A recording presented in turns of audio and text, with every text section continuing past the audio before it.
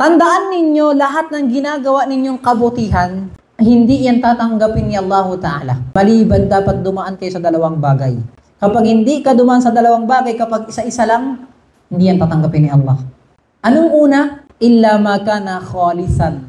Dapat yung nasa puso mo, si Allah Ta'ala. Ginagawa mo yan, yung mabuti na yan, para sa Kanya. Dapat kasama si Allah sa puso mo. Nag-fasting ka, Hamid, dapat yung nasa puso mo yan, ginagawa mo para kay Allah. Kasi once na ginawa mo yan, na merong kahalo, si Allah, tapos si girlfriend, ay hindi yan tatanggapin ni Allah. Ayaw niya na may kasama siya. Gusto niya Allah Ta'ala siya lang. Dahil Panginoon niya siya. Dapat pag gagawa ka ng mabuti, mag-fasting, magsala, magtarawi, magzakat, maghajj, magsadaka, dapat ang sa puso mo si Allah Ta'ala lang. Anong sabi ni Allah Ta'ala sa Quran? Faman kana yarju liqa'a rabbih. Sino man sa inyo umaasa kay Allah sa kabilang buhay na makikita mo si Allah at bibigay niya sa iyo lahat ng mga sakripisyo mo ng mabuti. Anong sabi ni Allah? Falyamal amalan saliha, ay dapat gumawa ka ng mabuti. Tapos dinugtungan niya, wala yushrik bi ibadati rabbih ahada. At huwag kang gagawa ng shirk sa puso mo. May mabuti, tapos magpapasok ka ng iba, hindi tatanggapin ni Allah yan. Tama? Dapat wala sa puso mo. Hindi ka pakitang tao. Gusto mo pinupuri ka lang. Masya Allah, ang sipag. Masya Allah, nasa seminar. Di ba? Kapag sino man nasa puso niya, gusto niya purihin lang siya ni Allah, hindi kita kailangan. At sabi ni Allah Ta'ala, وَمَا أُمِرُوا إِلَّا لِيَعْبُدُوا اللَّهَ مُخْلِصِينَ لَهُ الدِّينَ. At hindi tayo inutusan ni Allah na gumawa ng pagsamba. Maliban na lamang na dapat yung pagsamba na to ay dapat ikhlas ka kay Allah Ta'ala. Yung puso mo ay para sa Kanya lang. At ikalawang kondisyon ay dapat yung ginagawa mong mabuti ay dapat naaayon kung paano yan ginawa ni Propeta Muhammad. Paano siya nag-fasting ay dapat ganun ka rin. Paano siya nagsala? Dapat ganun ka rin. So dapat kang hatulan sa dalawa, sa puso at sa gawa. Hindi pwede sa puso lang.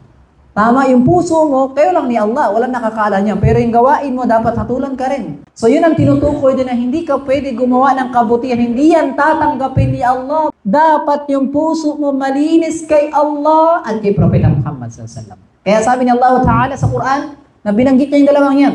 Tabarakalladhi biyadihil mulku wa huwa ala kulli shay'in qadir. Alladhi khalaqal mauta wal hayata liyabluwakum. Susubukan kayo. Ayyukum ahsanu amala, sino sa inyo gagawa ng kabutihan? At tinutukoy ng kabutihan dito, sino sa inyo nasa ikhlas at sino sa inyo susunod sa sunna ni Propeta Muhammad. Yun ang tinutukoy doon. Nabuhay ka para gumawa ng pagsamba at ang pagsamba mo itatanggapin ni Allah sa dalawang bagay, sa ikhlas pati sa sunna. Kaya sabi rin ni Propeta Muhammad, innamal a'malu binniyat. Lahat ng gawain ninyo ay gagantimpalaan kayo ni Allah, nakadepende sa puso ninyo. Kaya nga meron sa kabilang buhay, ihuhulog ni Allah Ta'ala sa impyerno yung tatlong tao. Sino yun? Unang-unang ihulog ni Allah Ta'ala din yung ustad, pati yung estudyante sa madrasa. Paano pa kayo hindi nag-aaral? Diba? Mas lalo na. Ang sasabihin nila sa Allah Ta'ala sa kabilang buhay, Ya Rab, ta'allam tuli ajlik. Nagmadrasa ako, Ya Allah. Nag-aral ako ng Islam, nag-ustad ako para sa'yo. Sasabihin ng Allah Ta'ala sa kanya, Kazabs, sinungaling ka. Iba yung niyat mo, kaya ka pumunta doon. Sabi ng Allah Ta'ala, hulog na ito sa mga to sa Jahannam. Liyukal, nag-aral ka lang, nag-seminar ka, para sabihin nila, Masya Allah, ustad ka na. Masya Allah, nakikinig ka sa masjid. O, sabihin ng Allah Ta'ala, itapon yan lahat sa Jahannam. Ganun, yung mga tao nag-aral. Kasi yung puso nila, kaya pala nila ginagawa yon para purihin sila ng tao. At ikalawang ihuhulog ni Allah Ta'ala sa impyerno, yung nagbabasa ng Quran. Tatanungin siya ng Allah Ta'ala, "Lima ta'allamta al-Quran?" Bakit ka nag-aral ng Quran? Ya Allah, nag-aral ako para sa iyo. Kazab, sinungaling ka. Nag-aral ka para sabihin ang ganda ng boses mo. Waqad qil, pinuri ka na. Pinuri ka ng tao, ano pang inantay mo sa akin? Di ba gusto mo lang purihin ka? O nakuha mo na yung papuri ng tao sa mundo, ano pang mo sa akin? Wala na. So, itapon sa impyerno. Allahu billah. Ikatlo, yung taong namatay sa gera. Ginagawa niya, pinagtanggol niya yung Islam. Pagdating sa kabilang buhay, 5 jihad. Bakit ka nakipaggera? Ya Allah, nakipaggera ako para proteksyonan ko yung Islam, yung relihiyon mo. Yung mga Muslim, inaapi. Yung mga Muslim, inaalipusta. Nag-jihad ako. Sabi ng Allah Ta'ala, kazab, sinungaling ka. Para sabihin na matapang ka. Pupunta ka ng Tarawih para lang sabihin na Masya Allah ka. Mabuting tao ka, religyoso ka, para lang purihin ka ng tao, kazab, sinungaling ka. Yun ang totoo. Pinuri ka na ng tao na panginaantay mo sa akin. O pinuri ka na, okay na, pasok na sa impyerno to. Natapong ka ng Allah Ta'ala sa Jahannam. Auzubillah.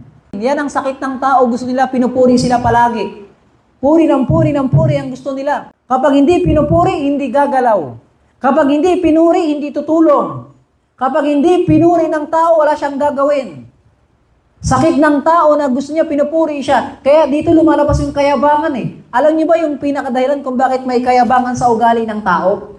Minsan naging resulta yan ng tao kapag hindi siya pinupuri. Kasi nagangad siya lagi ng papuri. Palatandaan ng hindi siya naging ikhlas. Na palatandaan ng ginagawa niyang kabutihan hindi para kay Allah Ta'ala. Kasi kung para kay Allah Ta'ala, hindi mo kailangan purihin ka. So, auzubillah, naway protektahan tayo ng Allah Ta'ala sa ganyang ugali. Auzubillah. Nakakatakot yung mga ganyan. Ganyan yung mga gawain ng mga munafiqun. Sabi ng Allah Ta'ala, yuriduna ay yuhmadu ma lam yaf'alu. Gustong-gusto ng mga munafiq, yung mga pagkungwaring mga Muslim, na pinupuri sila kahit wala silang ginagawa. Auzubillah sa mga ganyan mga kaugalian, na ganyan mga pakikitungo. Astaghfirullahalazim. Kaya dapat lagi natin dinudua kay Allah na ayusin na Allah yung puso natin. Kasi kapag naging maayos yung puso mo, maayos yung mga gagawin ng katawan mo.